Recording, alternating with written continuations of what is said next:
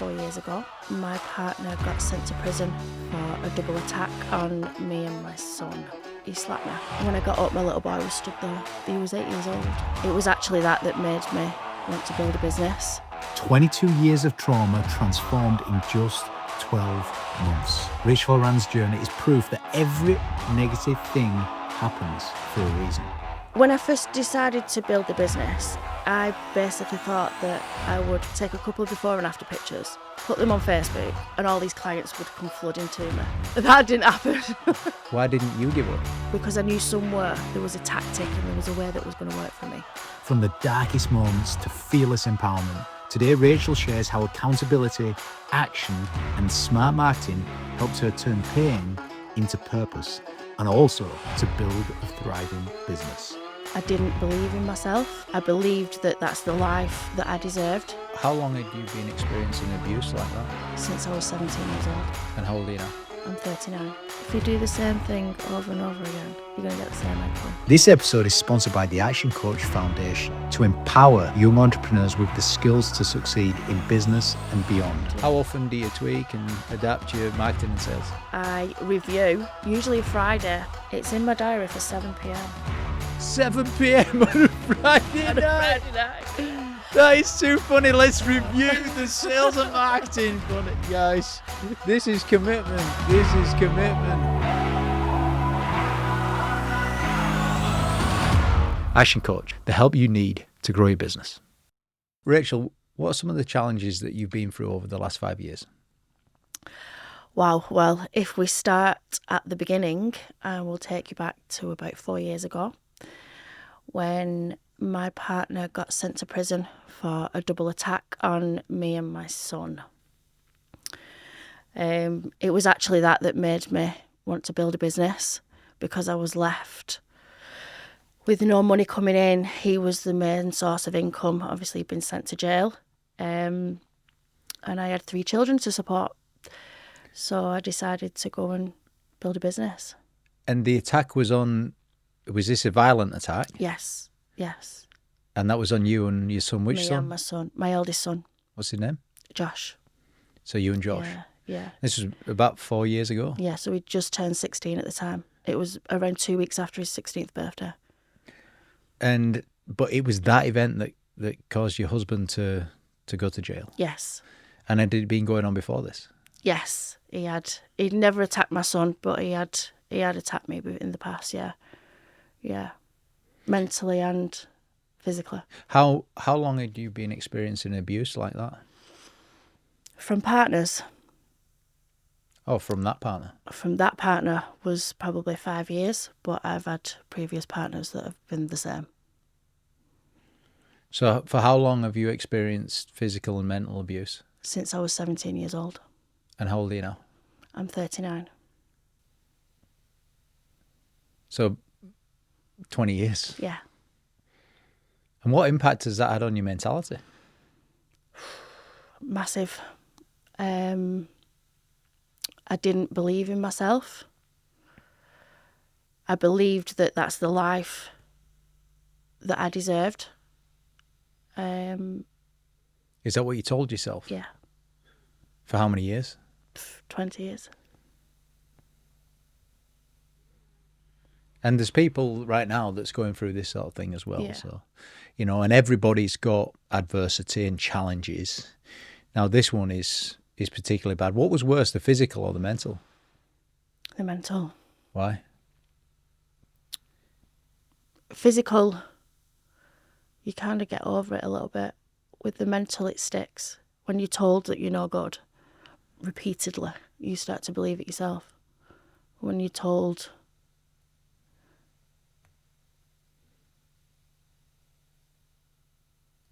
that you're not a nice person, or you can't achieve this and you can't do this, it sticks. Yeah, and I had to find out what this actually meant a few years back, but it's kind of gaslighting, Yes, is the word that's used these days. So it's convincing you that you're the problem here. Yeah.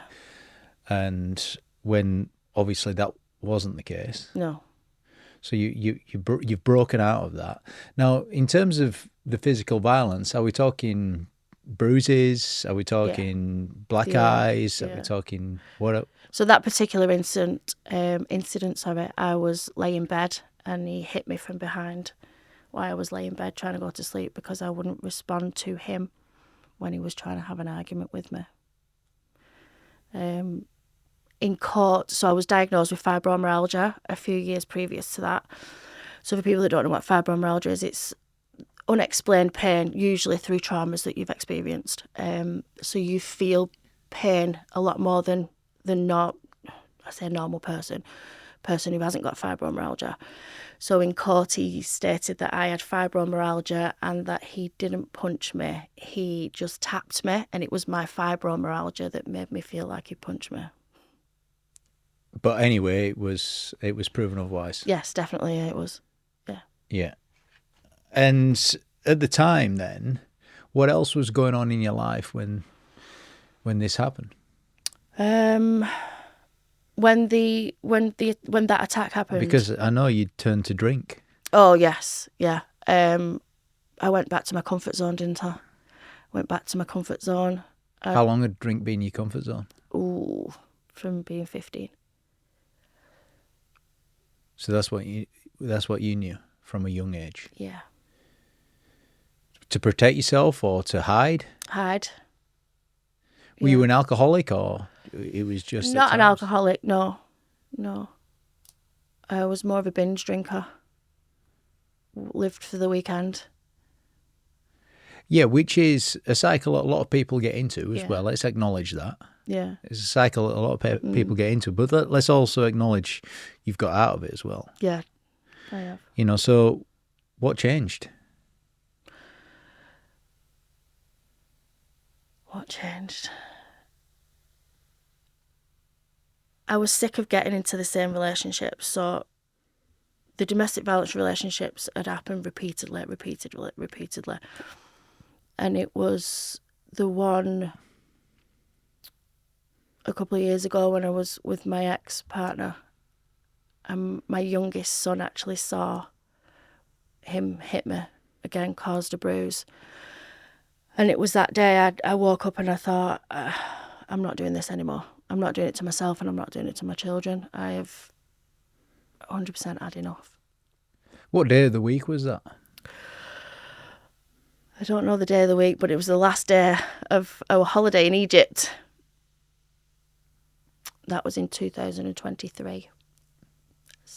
Tell us more about that. So we'd gone on holiday to Egypt, me, my 3 sons, my partner, not the one we talked about previous, this was another partner that I've been with for about 12 months, his little girl. We had a brilliant holiday, it was really good. Our flight got delayed, so we got transferred to a different hotel. The food and drinks were free. He got absolutely blind drunk and then started with the mental abuse, calling me names, etc., etc. Got back to the hotel room, put the 2 youngest children in bed, and he slapped me. But he slapped me that hard, he knocked me to the bed. And when I got up, my little boy was stood there. He was 8 years old. What was his name? AJ. And he saw it, and he was frightened. And I felt like I'd let him down massively. And I couldn't keep putting my kids through that. His little face was, I can picture it now, stood there at the end of the bed, seeing his mum being knocked to the floor. In a strange, bizarre way, and I don't mean this comment in any negative way at all, was it good that AJ saw that for you to change? Yeah. Was it him seeing it that made you change? Yeah. It was like the last straw. It was the last straw. Why? Because he was so young. What thoughts was going through your head? I don't want my children to think that this is okay. I don't want my 3 boys thinking it's okay to treat women like this because it's not. What decision did you make? I got up when we got back to Manchester. I packed my bags and I left. Did you tell him when you were travelling or not? I think he knew. He already knew. So you didn't have to tell him? He already knew? He already knew. Because you were ignoring him or whatever Yeah. else was going on? Yeah. And you got your bags and went? Got my bags and went. Where do you go? Well, that made me homeless, didn't it? So I had to go back to my parents' house. My eldest son went to live with his girlfriend, which was about 30 minutes away from where my parents lived. My middle son went to live with his dad, and then me and little AJ went to my parents' house.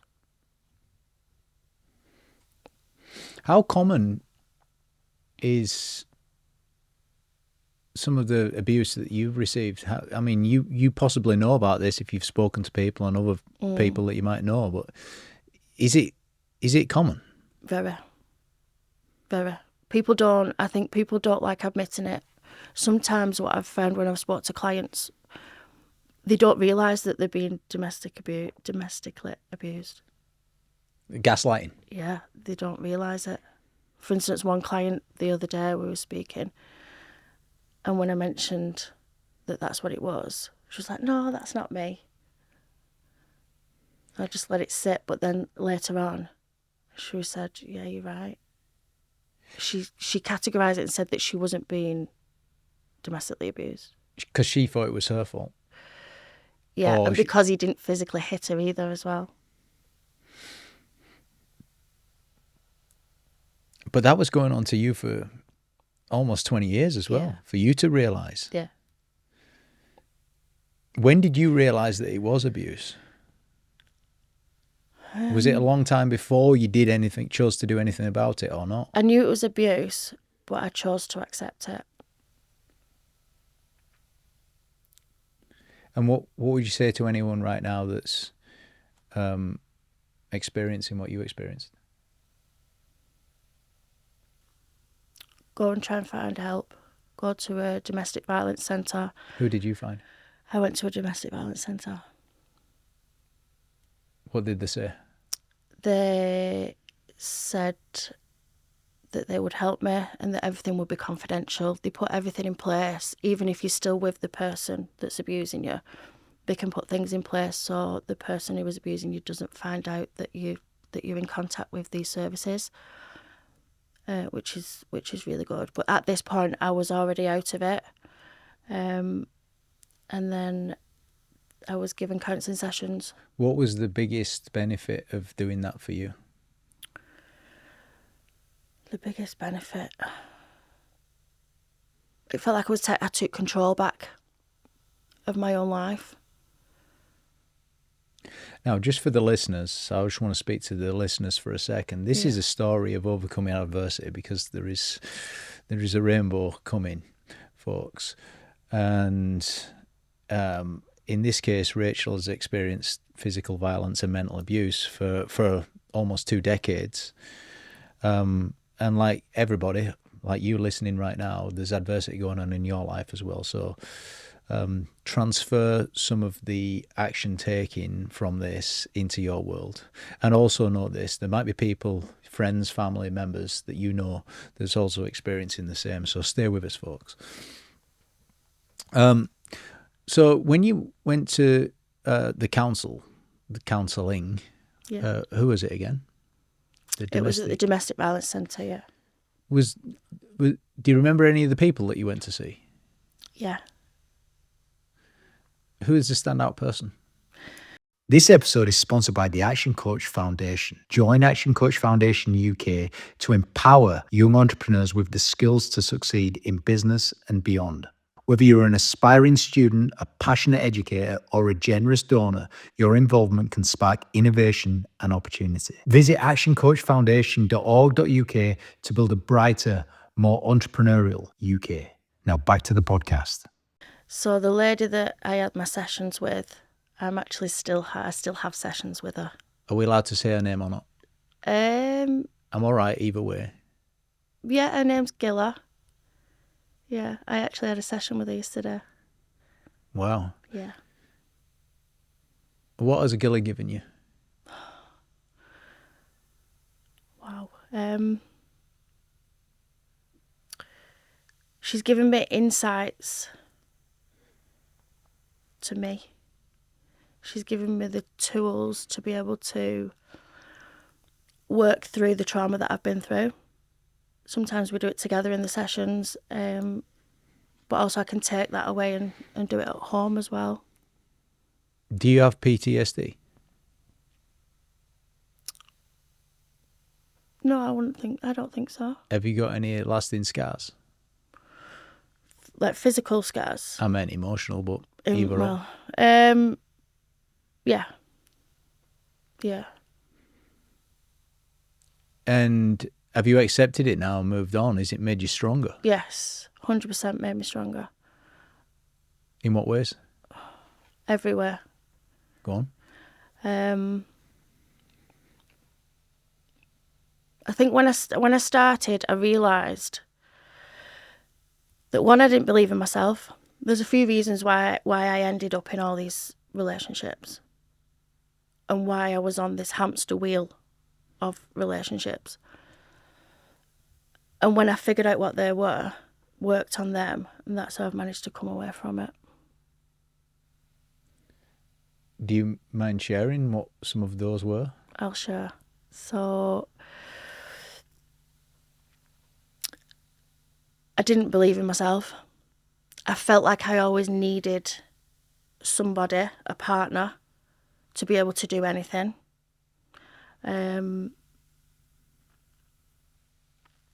Just realising that you didn't believe in yourself, did that help in itself? Yeah. How did you realise that you didn't believe in yourself? It was through the work that I was doing with the counselling sessions. With Gilly? Yeah, with Gilly, yeah. Do you believe in yourself now? 100%. Without a doubt. What do you believe in yourself? What do you believe in yourself the most? I believe that I can do anything that I put my mind to. How did you come to that realisation? Through working through the trauma, unpicking basically my belief system. Yeah. Is that the ultimate in confidence, realising that you can do anything? Yeah. Is there anything better? I think realising that when you realise things are happening for you and not against you, that can become... Even negative things? Yes, definitely negative. More so negative things. More so negative things. Give us an example. So just before my ex hit me on holiday, I was evicted from my home. My landlord, I used to rent the house that I lived in. The landlord was a family friend. I'd rented a house off him since I was 18. He'd always told me, don't worry, we'll never throw you out. You've always got a home there. If you're in a position at some point to be able to buy the house that you're renting, you can buy it at a reduced price. So I was safe. I was in my comfort zone. In 2023, he gave me an eviction letter. That was February 2023. Yes. So the letter came through the door. Yes. You opened the letter. Yes. And I felt like my whole world had fallen apart. Did anything change on that day? No, it got worse. I drowned myself in pity and blamed everybody else. What kind of things were you blaming? I blamed him. I blamed my landlord. I blamed him. I thought, I can't believe you've done this to me. How can you do that? How can you do this to me? I mean, this isn't that long ago. I mean, we're talking 2 years ago. Yeah. How does it feel talking about yourself like that? That you were just blaming everyone else, pity. What did you do? I went to move in with my partner. I did look for other houses, but there was nothing big enough within my price range. When you say big enough, you wanted a house for you and the kids? Yeah. So the 3-bed, I'd always lived in a 3-bed. 2 of the kids I'd always had to share. But the 3-bed houses, the 3rd bedroom was not big enough, or the 2nd bedroom was not big enough to be able to share. Everyone can relate to what you're saying, yeah. Yeah. And I think the age gap as well. Okay, so you went to live with your partner, but that didn't work. No. So then what did you do? I went to live with my parents. So that meant I'd been homeless twice in 2 months. Yeah, that was pretty hard. I mean, it's not that long ago. Can you remember how you were feeling and the thoughts that were going through your head? I felt like I'd let my children down. I felt like the worst mother in the world. Like I'd lived on my own since I was 18 because I was a young mum. And at 38, I didn't have a house. I felt like I'd let myself down. I felt like I'd let my family down. But most of all, my children. I couldn't provide for my children, and that is probably the worst feeling I've ever felt in my life. That's worse than being punched in the face. That's worse than being told or being abused verbally. But something changed. There was something else started to happen. Yes. What happened?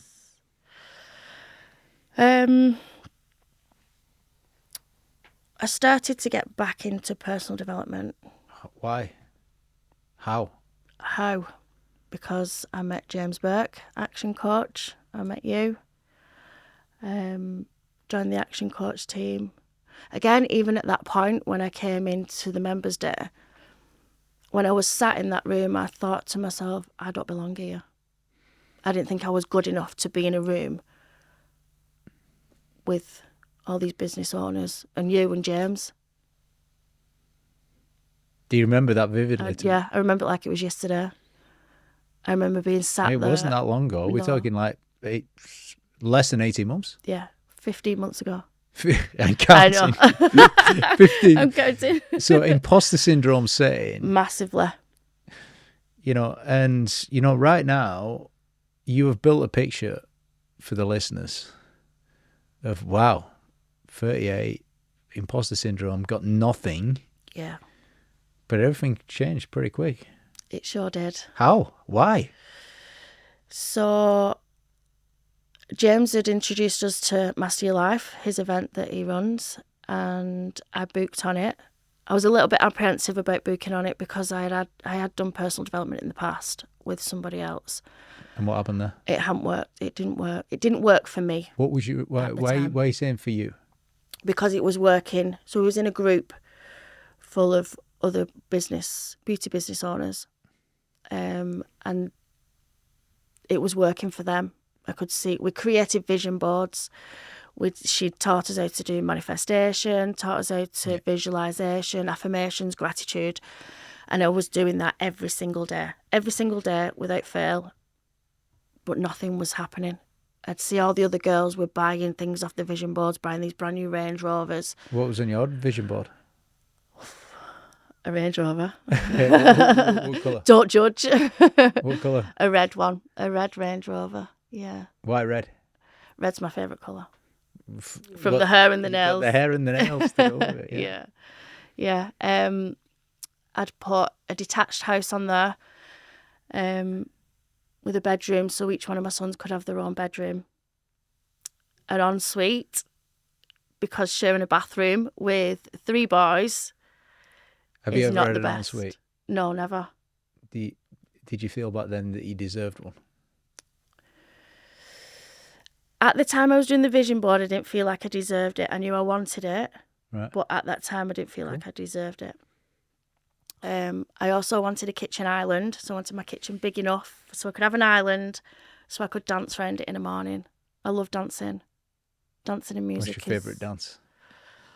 What's your favourite dance moves? Ooh. Salsa. Salsa's quite good, yeah. I've watched The Long Game Polly, where Jennifer Aniston and I forgot the guy's name, the guy from Meet the Fockers. Yeah. Yeah, they do salsa. That looks pretty cool. Yeah. We did at college, because I went to dance college. Yeah. We did the dirty dancing. Oh yeah. The dance right at the end. Well, Me and my dance partner. Yeah. We practiced that lift a lot. He must be strong. There's no underhand connotations going on there. Yeah, we practiced that lift a lot.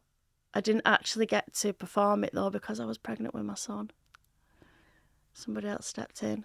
But yeah, I would say that dancing, that routine specifically. You can't do that favourite. around an island though, can you? No. All right, so we wanted the detached house, bedroom for each of the kids, an ensuite. Yeah. Yeah, when you finally deserve it. Yes. And a kitchen island. Is there anything else that you wanted? I wanted my clinic to be fully booked. I wanted it to be bringing money in. So I had a sign that said Angel Aesthetics by Rachel, fully booked. On your vision board? On my vision board. But anyway, you'd had that on your vision board and it wasn't working. No. So obviously you met a coach. Yeah. And what changed? If you could attribute all your recent business success down to one point, what would it be? Marketing. Why do you say marketing? When I first decided to build the business, I basically thought that I would be able to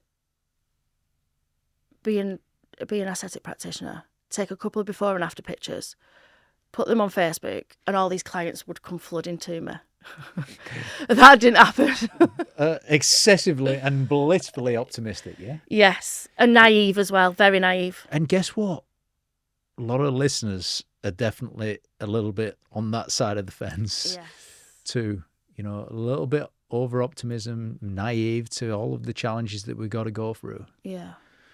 Okay, so you thought marketing was that, but what did marketing turn out to? Oh, flipping heck. 1,000 times bigger than that. I didn't realise there was so many different avenues, so many different ways. It blew my mind, to be honest.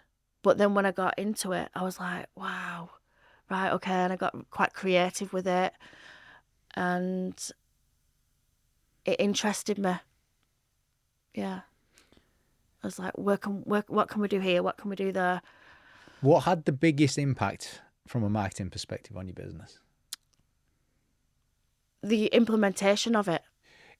When you say of it, of marketing's a big word. Are we talking about the whole 10 different strategies? Are we talking about the implementation of doing, 15 hours a week, literally dedicated to marketing? What do you mean, the implementation of it? So I started listening to podcasts. Around marketing? Yeah, Dan Kennedy. Yeah. I was listening to one of his this morning, actually, on the train on the way up. I went on a marketing course. That was a full week. Obviously, there was work that we needed to do previous to that. And literally just got good at marketing. So you learnt a lot. Yeah. You committed. Commitment was a massive thing, yeah. So for how long did you have to sort of commit to it, or are you still? I'm still doing it. Still doing it now. So has that been a year now? Has it been less than a year? Yeah, a year. Yeah, 15 months. When did the results start happening? How long into it? I'd probably say within 3 or 4 months. Right. Okay. So there's a point there, isn't there? So you'd started something, you committed to it, you're doing a lot of it, and you're not getting many results yet. It took 3 or 4 months. Yeah. And I'm only saying that because my experience of seeing other people do marketing, they can give up before they get to 3 or 4 months. Yeah. Why didn't you give up? Because I knew somewhere that there was a tactic and there was a way that was going to work for me and the children as well. Right. Okay. So why did you throw the children in there at the end? Because I'm doing all this for them. How often do you remind yourself of that? Every day. How? I wake up with them every day. Not literally in my Feeding bed. at breakfast. But yeah, I remind myself of where I've been, but I also reminded myself of where I'm going to end up. So 3 or 4 months, the marketing started to work. Yeah. And what was the impact? What was the obvious effect that it was having? So the leads started to come in. I'd put systems in place as well to nurture them leads, then turned into clients. Just tell us about the systems that you put in place to nurture the leads, or to, nurture contacts for leads to start coming in. What kind of systems are you putting in place? So I went on a sales course. So you did a marketing course? Yes. For a 4-week intensive. Yeah. Then you did a sales course? Yes. So within the sales course, we put scripts together. Yeah. So I think I've got, I'd say about 6 or 7 scripts. This was a week's stages. intensive with your business coach, Yeah. wasn't it? And so was the marketing. Yeah. Yeah. Yeah. Okay, so you built the marketing system over here for a week. You listened to Dan Kennedy, you read marketing books, and you consumed it. You carried on going 3 or 4 months. Was the sales course within the 3 or 4 months, or was that after the 3 or 4 months? That was after the 3 or 4 months. Okay, and then you start putting all of the scripts in place to nurture people, to convert them. Yeah. It's pretty simple, really, what you've done here. I do like simple. When did the clients and the money start coming in?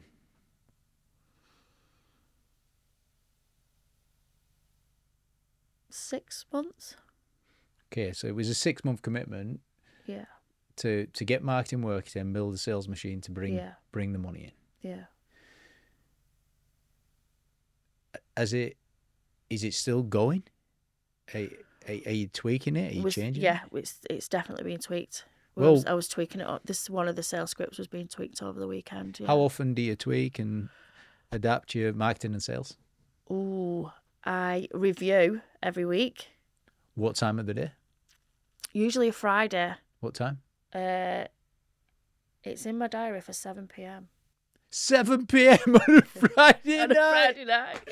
That is too funny. Let's review the sales and marketing fun, guys. This is commitment. A lot different to a Friday night 2 years previous at 7 p.m. You do it. Do you do it at 7 p.m.? Yeah. Wow, you have blown my mind with that. I find it 2 things, both hilarious and inspirational at the same time. Starting your own business was an exciting time, wasn't it? The good days you had and the bad. You knew you'd have to work hard, but you did it for your future. Lately, though, you're missing out on the important things in life. Time seems to be slipping by. So make the change. Claim back your work-life balance and grow your business today. Visit actioncoach.co.uk. Thanks. It's absolutely brilliant. Okay, so you tweak it every Friday. You make changes. I interviewed someone on marketing, and they said this. It was a beautiful sort of trio phrase. The key to marketing success is do a little bit, learn a lot, and then do a little bit more, and repeat. Yeah. Is that what you kind of feel that you're doing on a weekly basis? Yeah. So, and when you say refine it and review it, are you changing little words in your sales scripts and changing little just small things, hooks? And when you say small things, give us an example of a marketing small thing that you'll change. The title. Say I'm doing Facebook ads, the title would be changed. Right. Okay. So that's one example of what you can change on the change the title. Any other thing that you tweak? The picture, maybe. Change the picture. Right. Yeah. So simple things. How easy is it to change the title? Easy. How easy is it to change the picture? It's very easy. Same. And how easy is it to review the numbers? Not on a Friday night, by the way. But how easy is it to review the numbers once a week? But as long as they're logged, pretty easy, Oh 5-minute job. my God, thanks for throwing in, opening Pandora's box. As long as they are logged, folks, that's a low Yeah. blow for every listener right now. You know that. What do you mean as long as they're logged? Well, they need to be written down, don't they? They need to be, If you can't see the numbers and you're not recording the numbers, none of this can happen. yeah. And the reality is that most statistics are made up. This is a generalization and it's a big sweeping statement. But if I'm a betting man, most people don't measure and look at those metrics. But you do. Yeah. Why? Because if you don't, it's like driving a car with your eyes closed, isn't it? Because if I don't, it's like getting into my car. We'll establish if that's a Range Rover or not later on. Without my eyes open. Yes, open your eyes, guys. I mean, if you had to give people 3 bits of advice, Yeah. this is how you're going to start making the numbers and numbers visible in marketing. 1, 2, 3. What piece of advice would you give them? To make the numbers visible. Yeah, just so that you log them, like you said. It's Um, easy if you log them. yes. So reminders. I put a reminder on my phone. I put a slot in my diary every week. When I first started to put the reminders in my diary, I didn't do it. I was a massive procrastinator. I was like, oh, I can't be bothered doing that. Oh, I'm so pleased you said that. I'm so pleased. We all feel human again. Because that feeling is, all right, so you got the reminders, but at first you didn't do it. Why didn't you do it? Because you were procrastinating and you couldn't be bothered. Because it's something new as well, isn't it? Tell us more. So I read a book called Atomic Habits, and it says in the book, to create a new habit, you've got to attach it onto an old one. And I hadn't done that. I'd literally just plonked in, put your numbers on a spreadsheet on some random day, and it didn't work. So I attached it to a habit.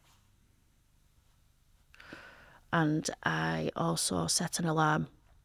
So the alarm would go off to remind me. Because sometimes, especially within clinic, I like talking to people, I like getting to know my clients. So as I run over sometimes, so I give, it's quite funny, really, everyone thinks it's funny. I say a treatment takes half an hour. I know you're going to say it's not business minded. However, There's no I block out an hour for each client, especially if they're new, because I like talking, I like to get to know my clients, etc., etc. So sometimes if that would run over into my data logging time and there was only, say, 15 minutes left, I would just think, oh, I've not got time to do that, so I won't do it. It's not important. We'll just leave it. You'd give yourself an excuse. Yeah. And accept it. Yeah. But you didn't end up doing that because you'd read Atomic. I mean, the simplicity, stop being so brilliant, by the way. To create a new habit, you've got to attach it to an old one. A lot of people have read Atomic Habits. Yeah. But you've just drawn out the simple, he calls it habit stacking in Atomic Habits. You've got to attach it to that old one. The one that you've got. Yeah. You know you're having a coffee every day. Yeah. Do it then. Yeah. Yeah. At that point. But you did create a habit. How did you do that? Through attaching it to that, and then what else? Like I said, put the alarm on my phone. So if I was going to run over, my alarm would go off, and I'd be mindful of, right, you need to do that. And also recognising that I wasn't disciplined enough and started working on discipline. How many times in your life have you recognised you weren't disciplined enough? Quite a few. Recently. No. It's just standing out. I mean, I think a lot of people listening recognise that they're probably not disciplined enough. Yeah. Oh, I wish I had a bit more discipline. This is what some people say. I hear it quite a lot. So recognising you weren't disciplined. But what did you do once you recognised it? I did something about it. Like what? What kind of disciplines did you develop? like I said, putting alarms on my phone, and then went back to why do I need the discipline? Went back to my ultimate goal, my ultimate why. And then every time I tried to procrastinate, I would think of that. Which was the house, the Range Rover, supporting the kids, Yeah. bedroom each, Yeah. island Yeah. to dance around. Yeah. All right, so you went back to your why, and that made you do it Yeah. until the habit was formed. Yes.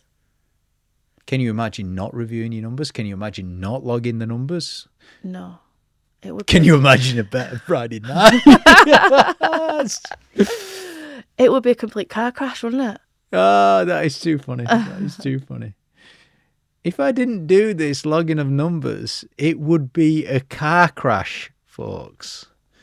You are really hitting us around. Excuse the pun there. You're really pushing us hard here. You're really pushing us hard, folks. Me included. I just love this. This mindset of accountability and consistency and commitment. Where does this come from? It's drive from the trauma that I've faced, what I've been through. I use all my negatives, everything that's happened to me, all the negative things that have happened to me, I use to drive me forward to my goal, my ultimate goal. There's something really cathartic in that, isn't there, for the listeners right now? I mean, just think about it for a second. Think about all of the negative things that have happened to you in the last week. You know, you could even say the last 24 hours. This is the world we're in for.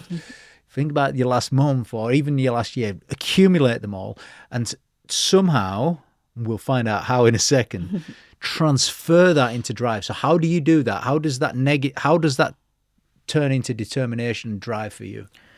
It was a mindset shift of stop looking at the negative as a negative. Realise that negative things are happening for a reason.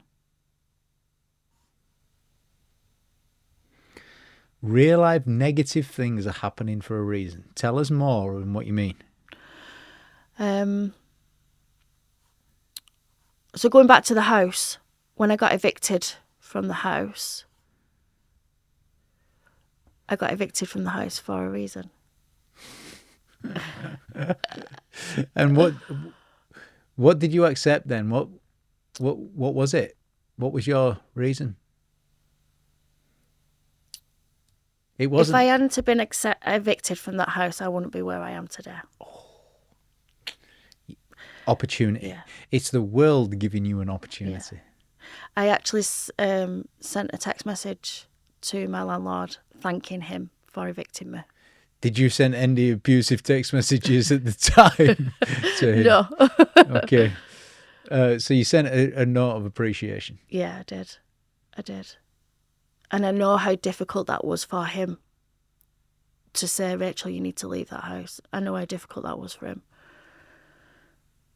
But he probably did the best thing. Well, he did the best thing for him. Definitely. And for you. Yes, 100%. It's worked out for them. Yeah. Things can work out. Yeah. No matter your circumstances. Yeah. It's I think not, Thomas says that, doesn't it? well, yeah, you do. I was thinking of Viktor Frankl and Stephen Covey, and then there's this other phrase that's springing. It's not where you are, it's who you are. Yeah. That's also quite empowering, isn't it? It's not where you are or Yeah. what's happening to you right now, it's who you are. Yeah. I think when you have a mindset shift of when you realise things are happening for you and not against you, you'll become more than you ever thought possible. Would you... I'm generalising here. Because you are taking responsibility for your life. You're taking responsibility for your business. Yeah. Does that mean before all this, you weren't taking responsibility for your life? Yeah. So the culmination of the last 15 months or maybe longer, I don't know if it's longer than that or not, is that you're taking responsibility for both business and life. Yeah. What's the keys to taking responsibility in business and life?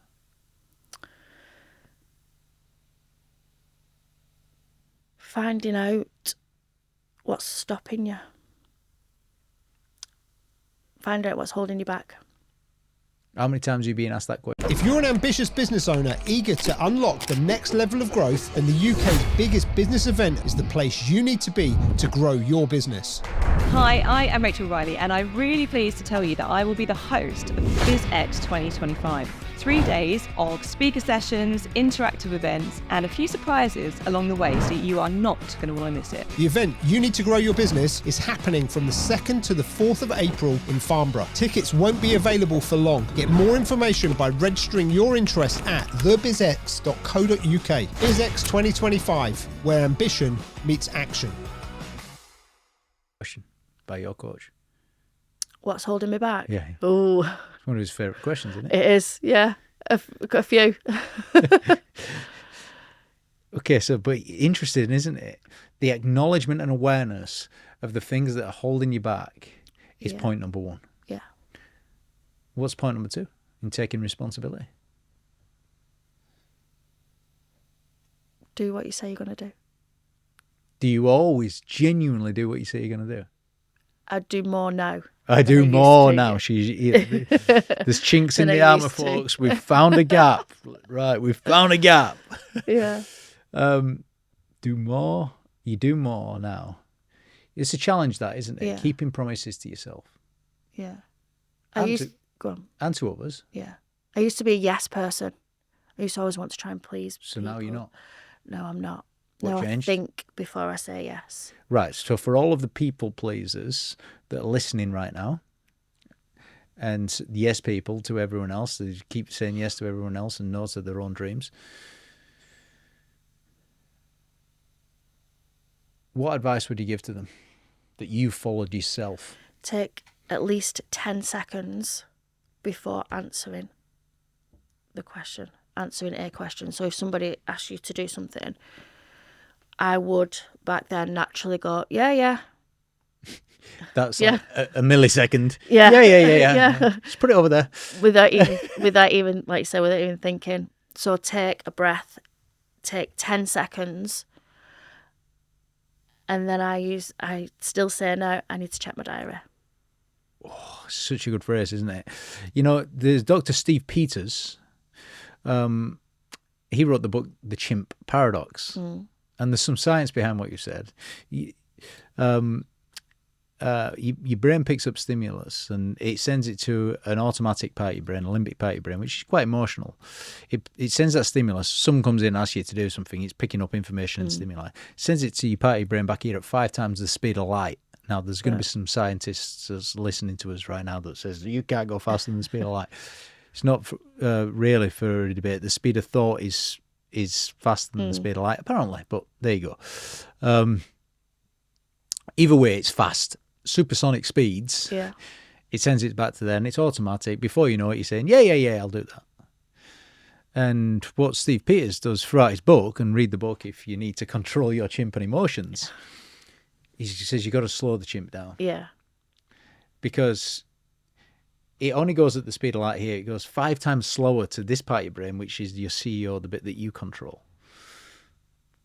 And so this is the bit that you're in charge of.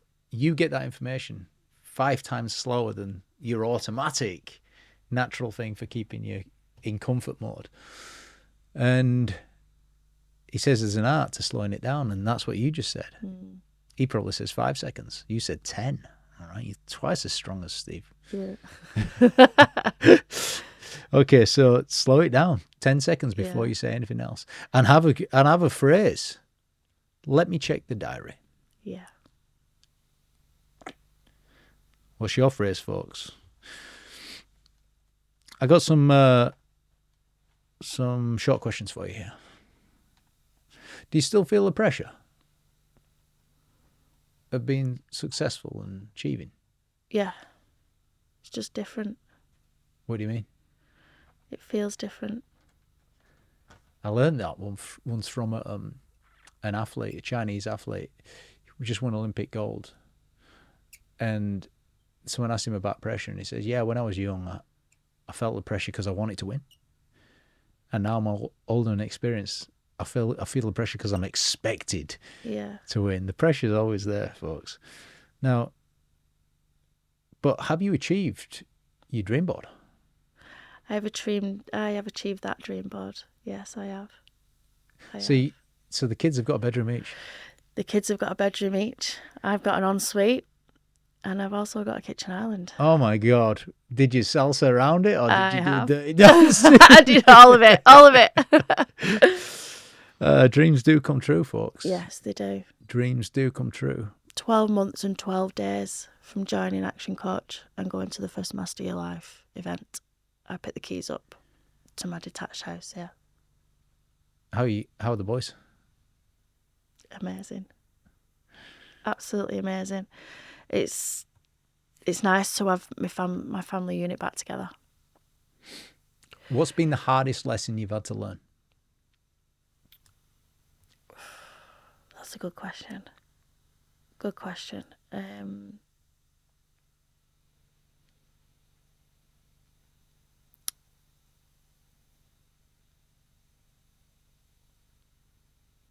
If you do the same thing over and over again, you're going to get the same outcome.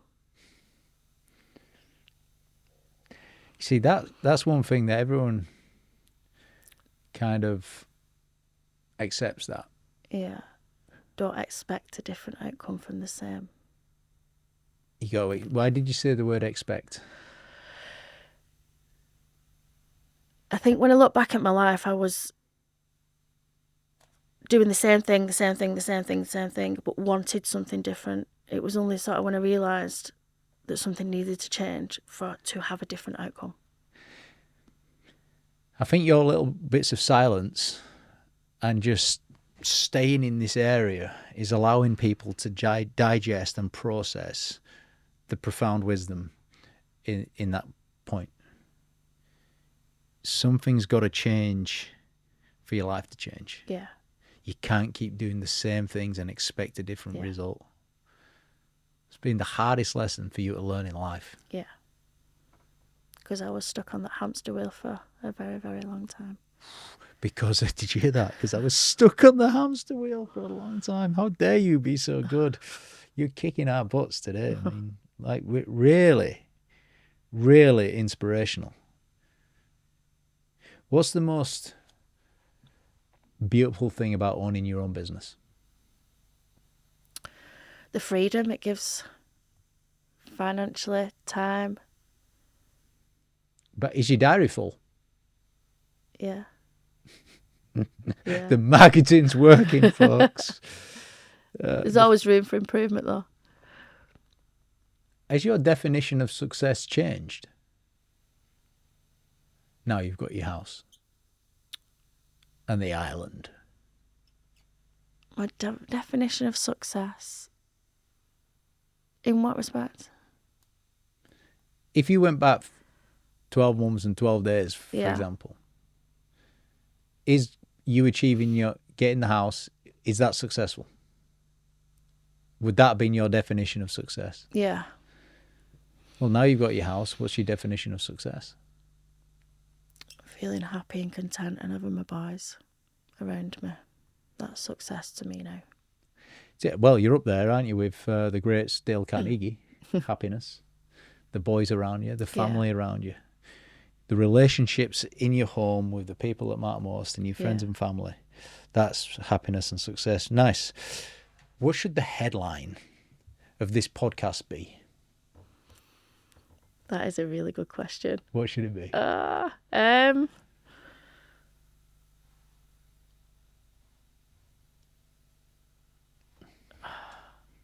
I don't know.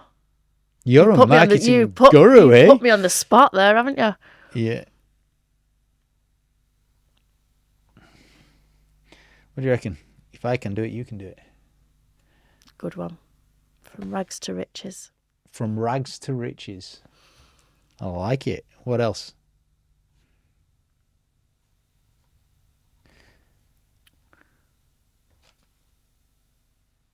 from rags to riches in 12 months and 12 days. Yeah. 22 years of trauma changed in 12 months. That's good, isn't it?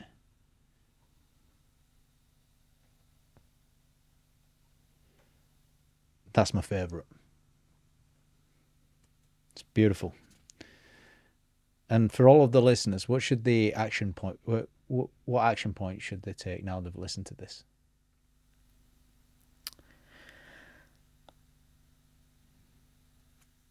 I would say definitely have a goal.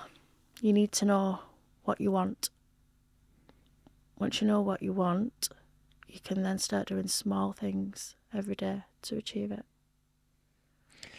Good old James Cleary. Now, there's a danger of cognitive bias kicking in here with the next question. What's your favourite book? So just 10 seconds before you answer it. The favourite book. I've got a couple. Right, you can have a couple. You can be a little bit greedy on this one. Okay. What you got? So Fearless by Design. Yeah. From Tom Blackledge. Yep.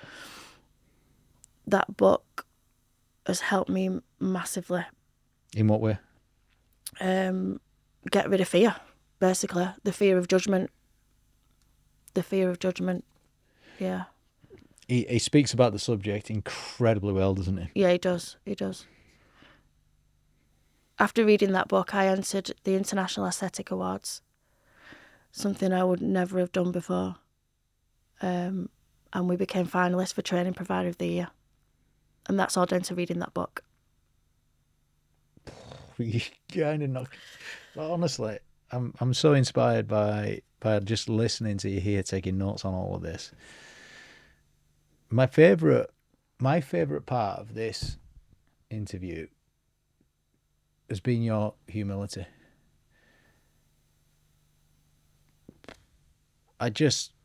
Your beliefs are strong. You keep things incredibly simple. You've gone through events in your life that are almost unimaginable.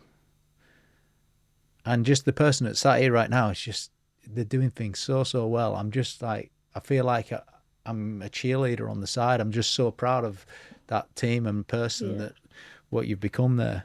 That's been my favourite bit. What's been your favourite bit?